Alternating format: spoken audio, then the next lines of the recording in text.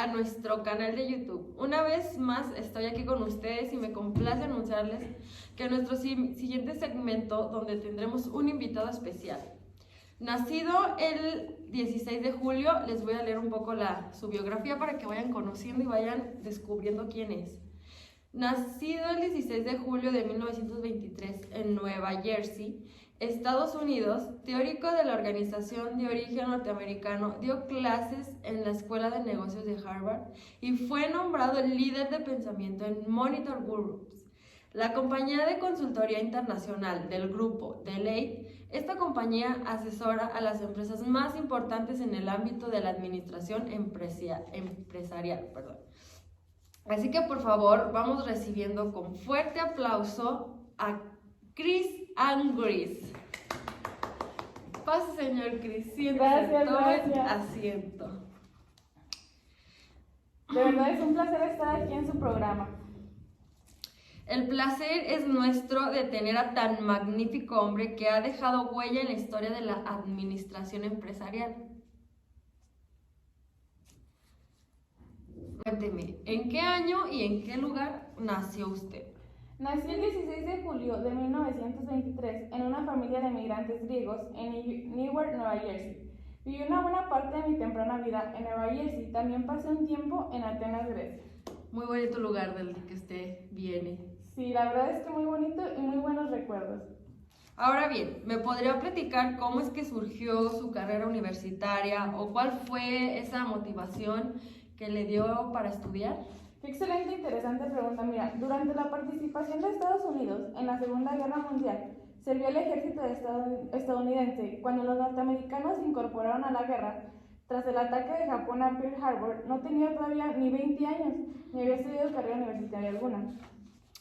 No fue hasta el final de la Segunda Guerra Mundial cuando me inscribí en la Universidad de Clark, donde conocí al psicólogo y pionero de la cultura organizacional Kurt Lewin. Lewin fue una inspiración para lo que fue mi carrera en el mundo de la estructura organizacional y en mis estudios de psicología. ¡Wow! Nunca me habría imaginado que usted habría participado en la Segunda Guerra Mundial. Pero pues qué bueno que después de ello decidió continuar con sus estudios. La verdad es que sí, soy muy afortunada. Tras graduarme de psicología en la Universidad de Clark, estudié una maestría en psicología y economía en 1949. En 1951, la Universidad de Cornell me otorgó mi título de doctorado, tras realizar una tesis de grado basado en el desarrollo del comportamiento en las organizaciones. El encargado de supervisar mi tesis fue William Witt, un famoso sociólogo conocido por sus investigaciones en sociología urbana. ¡Qué interesante! Pero ahora, ¿me podría platicar sobre su carrera profesional? Claro que sí. Comencé mi carrera profesional en Yale. Luego de un periodo en el que trabajé como asistente, me fue dado el cargo de profesor en ciencias administrativas. Enseñé en prestigiosas universidades de Estados Unidos y en 1971 me llamaron desde Harvard para que fuese profesor de educación y comportamiento organizacional. Tanto la Universidad de Toronto como la Universidad de Yale me dieron títulos honorarios en ciencias sociales, reconociendo la ilustre carrera que tuve como teorista organizacional. Qué interesante. Pero ahora, tengo entendido que usted es director en Motor Company en Cambridge. ¿Me podría platicar en qué consta dicha compañía? Con gusto. Mira, nuestra compañía es la práctica multinacional de consultoría estratégica de Deloitte Consulting.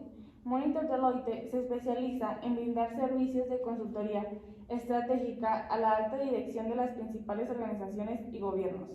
Ayuda a nuestros clientes a abordar una variedad de áreas de gestión que incluyen crecimiento orgánico, transformación estratégica, innovación y emprendimiento, diseño y configuración de negocios, detección estratégica y servicios de información.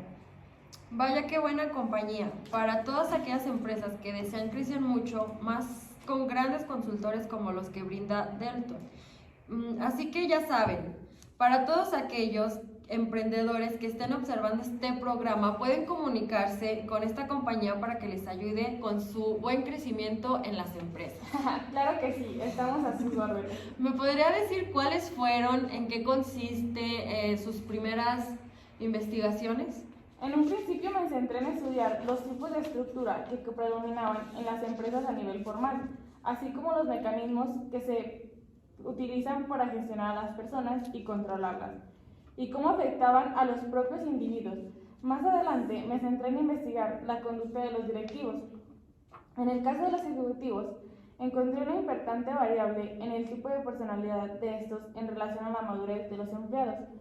En este sentido, si el directivo mantiene un trato de corte positivo con sus subordinados, haciéndoles ver que les considera responsables, estos van a tener una productividad más óptima.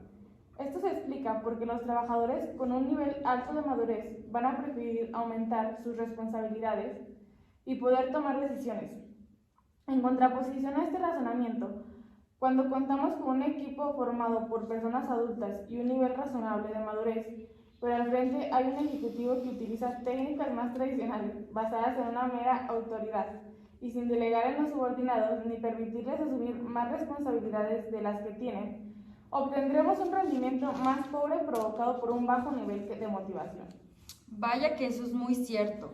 A nosotros mismos como trabajadores, cuando no nos dejan asumir más responsabilidades y sentirnos más como parte de la empresa, nos desmotivamos, lo que conlleva a que no tengamos un buen rendimiento en el área laboral. Y vaya que sí, de igual manera, también estudié la razón humana en el terreno empresarial, es decir, más allá de la conducta en general, quería saber cuáles eran los razonamientos que los trabajadores realizaban a la hora de tomar decisiones y generar acciones. Gran parte de mi trabajo estuvo centrado en la corriente de la ciencia de la acción. Lo que me interesa con estos trabajos es encontrar el modelo que explica la forma de razonar de los seres humanos cuando se enfrentan a este escenario amenazante, para así poder explicar la forma en la que diseñan su patrón de acciones de respuesta. Esto me permitió distinguir entre dos modelos de aprendizaje, el ciclo único frente al ciclo doble. ¿Nos podría decir en qué consiste y qué conlleva cada uno? El primero de ellos hace referencia a aquellos comportamientos realizados para obtener unos resultados que probemos y así neutralizar la situación difícil a la que nos estamos encontrando. La alternativa sería el aprendizaje de ciclo doble. A lo que se refiere este otro modelo es a las conductas que no solo pretenden acabar con la amenaza, sino también aprender sobre ella. El sentido de las acciones que se ajustan a este segundo modelo sería el poder aprender cómo generar un cambio en las variables que han hecho aparecer la amenaza para así estar en disposición de evitar en un futuro. Contando con la información necesaria para ello, estas explicaciones sobre las conductas de las personas se podrían aplicar tanto a nivel personal como a la organizacional. Dentro de las teorías de la ciencia de la acción, creé una herramienta a la que me refiero como la escalera de la inferencia. Con esta trato de explicar el esquema de pensamiento que una persona genera desde que se le presenta una situación hasta que la evalúa y decide ejercer una conducta determinada al respecto. Para ello, dibujé una escalera de mano en la que cada peldaño, desde el más bajo hasta el más alto, representa un paso en este esquema de pensamiento. La escalera comenzaría por la realidad y los hechos, que supondrían el escalón más bajo. De ahí pasaríamos a la realidad seleccionada, es decir, la situación objetiva tal y como ha aparecido ante el sujeto. Después encontraríamos la realidad interpretada, es decir, la realidad tal y como la concibe esa persona en concreto, que no tiene por qué coincidir con la de otras personas. El siguiente paso serían las suposiciones que este sujeto realiza al respecto de esta interpretación de la realidad. A su vez, estas suposiciones le llevarán a generar unas conclusiones determinadas sobre el evento que está presenciando. Las conclusiones le harán ascender otro escalón más hasta las creaciones acerca de lo que debe hacer al respecto. Finalmente, completará su ascenso en este esquema de pensamiento, alcanzando el que sería el último escalón, que no es otro que las acciones y conductas que de hecho realizará. Vaya que tienes un buen conocimiento en el ámbito de la administración empresarial, pero tengo entendido que redactaste varios libros. ¿Me podrías platicar un poco de cada uno de ellos? Porque así nuestros inscriptores de YouTube se interesan más por ellos y que de esta manera conozcan más sobre la administración. Claro que sí, con gusto. Mira, uno de los primeros libros que redacté fue La aplicación de la sociología organizacional, publicada por primera vez en 1972. Esta es una crítica de búsqueda de trabajos de sociólogos y psicólogos sobre la estructura organizacional, Charles Perrow y David Lowell, y analizó las implicaciones prácticas y de formulación. Al afirmar que el trabajo de investigación sobre organizaciones complejas no ha logrado integrar el nivel de análisis sociológico y psicológico, ignorando la importancia de la personalidad individual, la dinámica de grupo y las relaciones interpersonales, este es contraproducente para la investigación sociológica que cuestiona mucho de los hallazgos de los sociólogos. En todo desarrollo organizacional, el interés está centrado en los recursos técnicos y humanos. El desarrollo técnico se adquiere mediante la dinamización de las áreas de comercialización, finanzas, ingeniería y producción. El desarrollo de los recursos humanos afecta a las personas, las relaciones interpersonales, los pequeños grupos, los vínculos entre los grupos y las normas y valores organizacionales. En uno de mis libros concentro mi atención en los recursos humanos.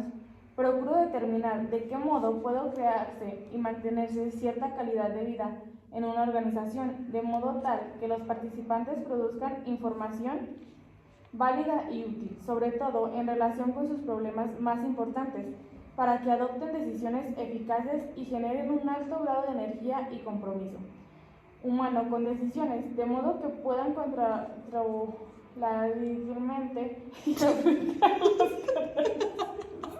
cárteles. Así puede proseguir.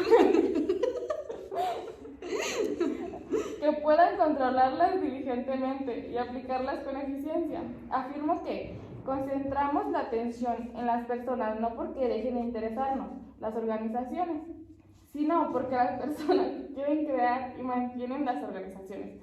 Asimismo, son las personas las que deben diseñar, aceptar y aplicar los cambios requeridos para mantener un buen estado a la organización. Qué interesante. Ahora nos podría decir en qué consta y de qué trata tu teoría sobre la personalidad adulta. Sí, mira, en busca de comprender el comportamiento de las personas dentro de las organizaciones, llegué a la conclusión de cómo las mismas organizaciones que demandan empleados eficientes y capaces estaban jugando un papel en contra para lograr su cometido. Las organizaciones formales son las que más notan este impacto negativo.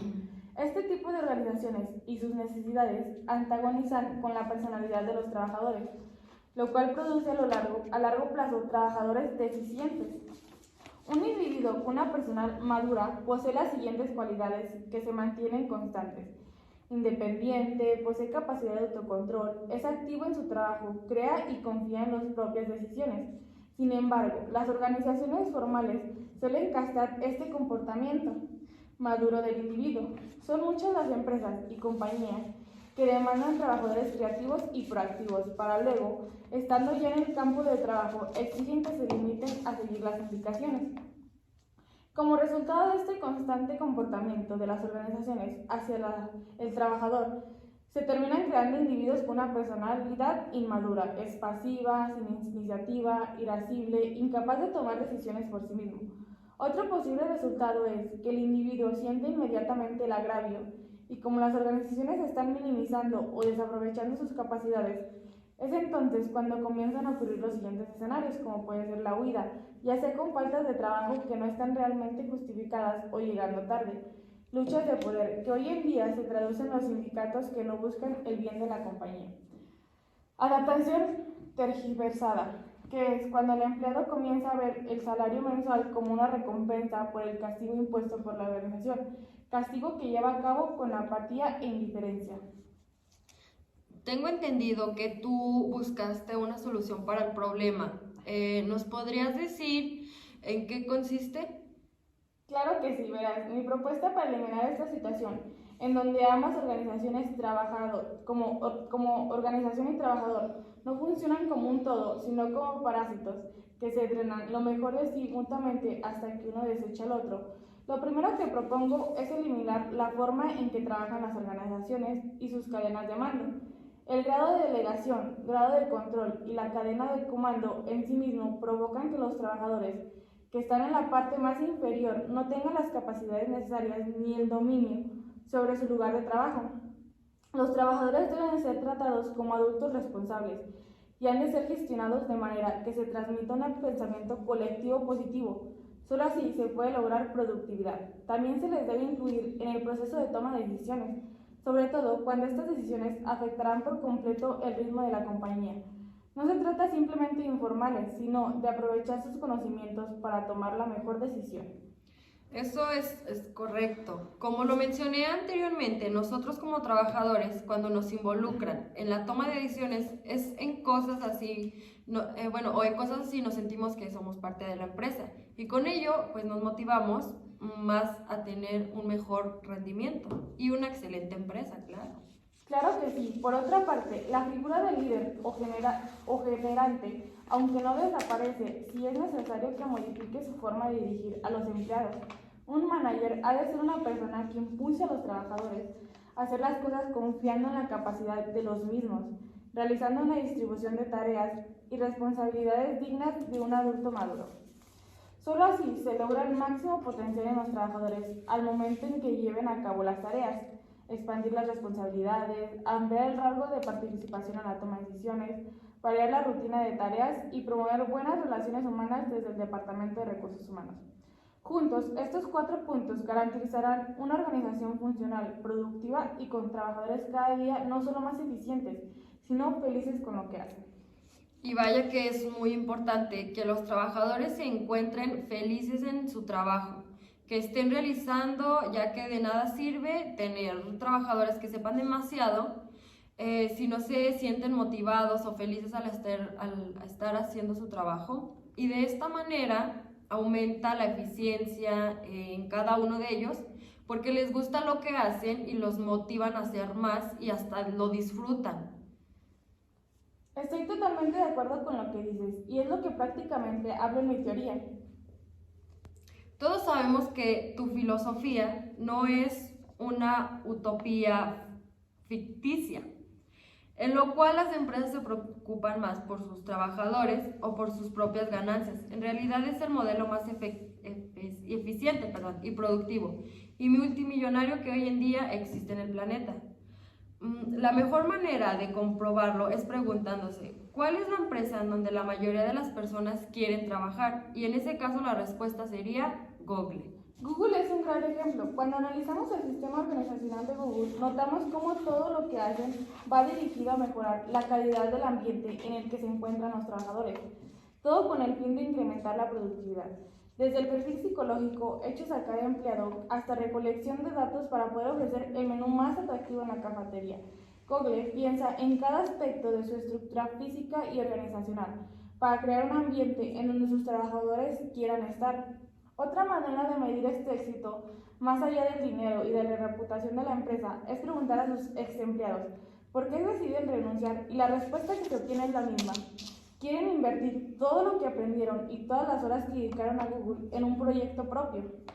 ¿Me podrías platicar acerca de tu pensamiento en el cual mencionas que todo individuo posee una necesidad de autorrealización? Sí, mira, en la mayoría de las organizaciones no se deja espacio al empleado para que éste pueda crecer a nivel profesional. Es de ahí que los que comenzaron trabajando con la mejor de las energías, al cabo de un tiempo de notarse atrapado en una rutina que es un callejón sin salida, comiencen a decaer tanto en constancia como calidad. Con ello, hago referencia a cómo las mismas organizaciones aplazan el potencial de sus trabajadores, con las reglas que supuestamente deberían ayudar a la organización a prosperar. Este comportamiento solo genera un ciclo interminable de rotación de personal, y en el que se consideran más los méritos y errores a corto plazo que el desempeño a largo plazo al momento de evaluar a un trabajador. Son muchas las frases utilizadas por este tipo de organizaciones como de esta no es nuestra visión, estás cometiendo muchos errores, no pienses, lea las instrucciones, así no lo hacemos aquí. Cada una de estas expresiones tiene la capacidad de restarle deseos al individuo de ir más allá o pensar fuera del modelo. Si llegamos a un punto, el empleado nota que su necesidad de autorrealización no será satisfecha en la organización, entonces comenzará a fallar hasta retirarse o hasta que sea removido. Fíjate que nunca había pensado en ese aspecto, en el que la mayoría de las empresas solo tienen que hacer las cosas como ellos lo tienen planteado, sin importarles que alguien tenga una mejor idea para ayudarle de forma considerada a la empresa. Sé que es bien sabido que eres muy conocido por tu teoría de aprendizaje de doble ciclo, mejor conocida como Double Loop Learning. ¿Nos podrías decir de qué trata? Claro que sí, en ella plantea la importancia de lograr enseñarle a las personas inteligentes a aprender, esto con el fin de generar mejores líderes y por ende mayor productividad. Mi manera de plantearlo es muy simple. En esta teoría de aprendizaje establezco que los empleados que son capaces de considerar que la forma en que se soluciona un problema recurrente puede ser parte de la causa de este problema son empleados con una capacidad de liderazgo excepcional, capaces de gestionar el tiempo y los recursos de una manera excepcional. Estos empleados son los mejores y más capaces para convertirse en líderes. Sin embargo, para poder lograr dicho nivel de reflexión ante una situación adversa, se debe otorgar al individuo suficiente margen para explorar de una manera segura y en la que se admitan errores, lo cual no suele ocurrir en las organizaciones que siguen un modelo antiguo y que desvirtúa las capacidades gerenciales de los empleados a nivel inferior en la cadena de comando. Es muy interesante lo que nos cuentas, pero ahora nos podrías hablar sobre el modelo 2 de aprendizaje gerencial. Claro, conocida como teoría en la práctica o teoría en uso.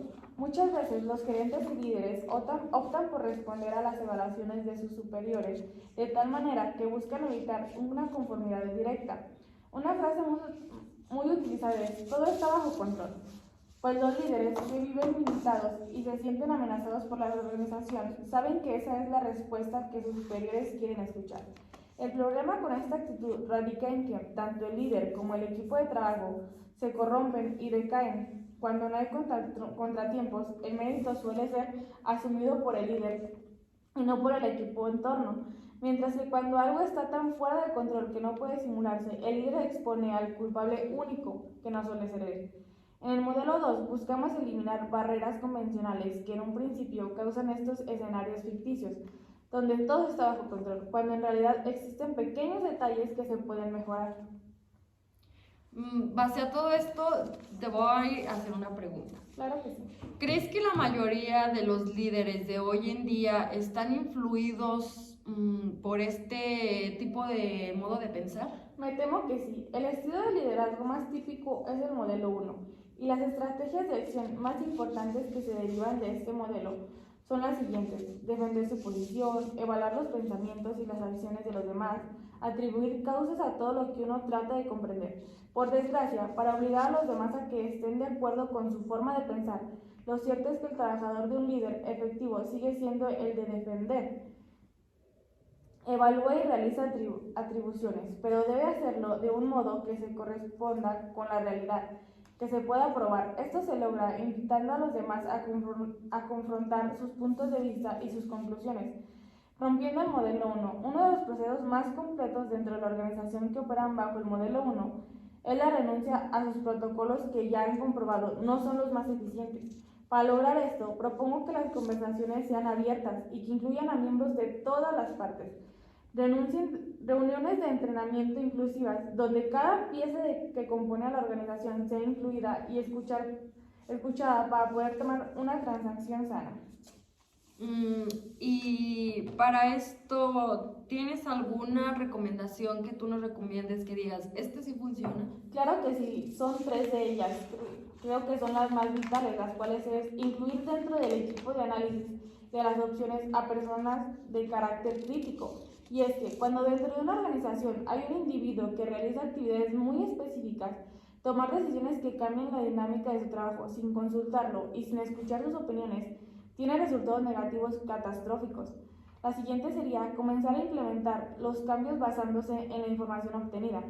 Pero esta información, que puede haber llegado a manera de sugerencias o de un acuerdo entre distintos miembros de la organización, nunca debe ser un secreto para nadie. El proceso ha de llevarse a cabo de forma abierta. La última sería adiestrar el equipo de trabajo para sobrellevar el cambio.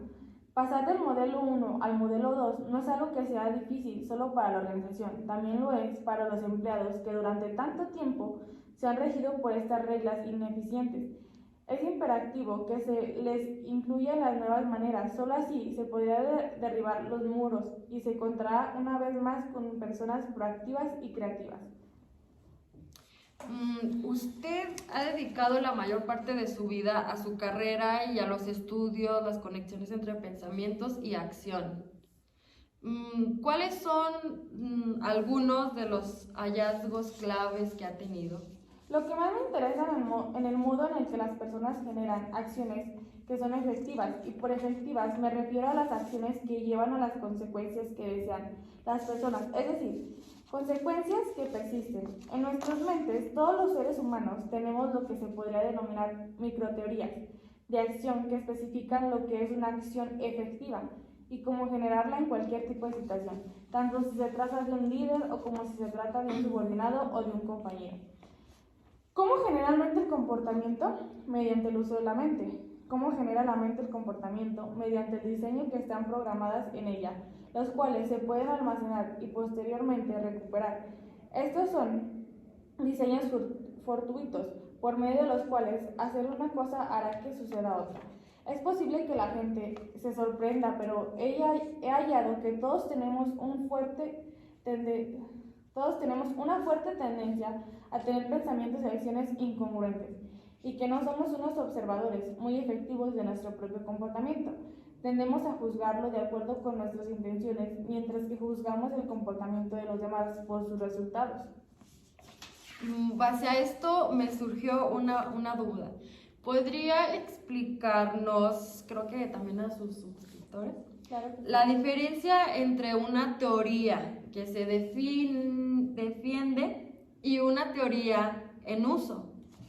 Mira, los seres humanos tienen dos tipos de teorías en sus mentes: la teoría que defiende sus creencias y valores manifiestos, y la teoría que de hecho utilizan, la cual solo se puede inferir a partir de la observación de su comportamiento. La teoría que se defiende es aquello en lo que de hecho cree un individuo. Las personas se dicen a sí mismas: esto es lo que yo creo que es un individuo. Esto es lo que yo creo que es una acción efectiva en esta situación, y estos son los valores que creo que debería expresar cuando gestiono a las personas o cuando me gestiono a mí mismo. Este tipo de pensamiento funciona principalmente cuando las personas tienen que hacer frente a situaciones rutinarias. En estos casos, aquellos en los que deciden creer y cómo se comportan realmente es básicamente lo mismo. No obstante, cuando se trata de asuntos complejos que pueden dar lugar a que alguien se sienta incómodo o que pueda representar una amenaza para su persona o una organización, las teorías que se defienden casi nunca funcionan. Lo que sí funciona es la teoría que las personas de hecho utilizan, a la cual denominamos su teoría en uso. Estas son las teorías de acción implícitas en nuestro comportamiento, y es muy probable que nosotros no las conozcamos. Todos nosotros tenemos una fuerte tendencia a tener pensamientos y acciones incongruentes. La diferencia entre las teorías que defienden y las teorías en uso es aplicable en el ámbito de las estrategias nacionales, las estrategias organizacionales y el comportamiento interpersonal y en grupos reducidos. Las personas tienen una gran habilidad para no ver las incongruencias entre las teorías que defienden y sus teorías en uso. Es posible que sean conscientes más tarde, pero mientras están poniendo en práctica este comportamiento, pocas veces son conscientes de ello, y el resultado final es que sus comportamientos es por lo general menos efectivo de lo que podría ser. Y base a esto, ¿usted cómo puede definir usted el éxito psicológico? El éxito psicológico significa que una persona ha fijado un nivel de aspiración que siempre supone un reto, pero que es alcanzable. Nunca se sitúa por debajo de este nivel, pero al mismo tiempo no es tan alto como para que la persona no pueda alcanzarlo nunca. Uno define su nivel de aspiración de tal modo que siempre supone un reto y uno acepta la responsabilidad personal por su comportamiento. En mi nuevo libro, The Opposite Mind, How Socially, nos muestra cómo los líderes del éxito están dispuestos a aceptar la responsabilidad personal y también están dispuestos a explorar y aprender. Gran parte del comportamiento que escribo en el libro es congruente con el modelo 2, y cuando no lo es, el líder lo admite. Los líderes de éxito también saben que hay ocasiones en las que el modelo 1 es el enfoque más adecuado. No pretenden convertir el modelo 2 en una ideología, pero es una parte vital de su conjunto de habilidades. Y finalmente, ya para dar por concluida esta entrevista, me gustaría hacer la siguiente pregunta. ¿Cuáles son los primeros pasos que debe de dar un directivo que quiere abordar estos temas de la organización? La clave para cambiar el comportamiento no es sencillamente cambiar el comportamiento, ya que es posible mantener la misma teoría en la cabeza y llevar a cabo ese cambio. La clave es cambiar el modo en el que las personas razonan con respecto a su comportamiento, basada en las teorías que tiene en la mente. El reto es ayudar a los individuos a transformar las teorías que defienden en teorías en uso, enseñándoles un nuevo conjunto de habilidades y un nuevo conjunto de valores que son importantes. Debido a que muchos individuos defienden los valores y las habilidades del modelo 2, estos rasgos no son totalmente nuevos para ellos. Sin embargo, el hecho empírico hasta el momento totalmente nuevos para ellos. Sin embargo, el hecho empírico hasta el momento es que son muy pocos los individuos que actúan habitualmente de acuerdo con los valores y las habilidades que definen. El criterio que habría que seguir para tener éxito debería ser realizar cambios en los patrones de razonamiento defensivos y las teorías en uso que generan rutinas organizacionales defensivas. Es posible enseñar a las personas a reconocer el razonamiento que utilizan cuando formulan e implementan sus acciones. Pueden empezar por identificar las incongruencias entre las teorías que defienden y las teorías de acción reales.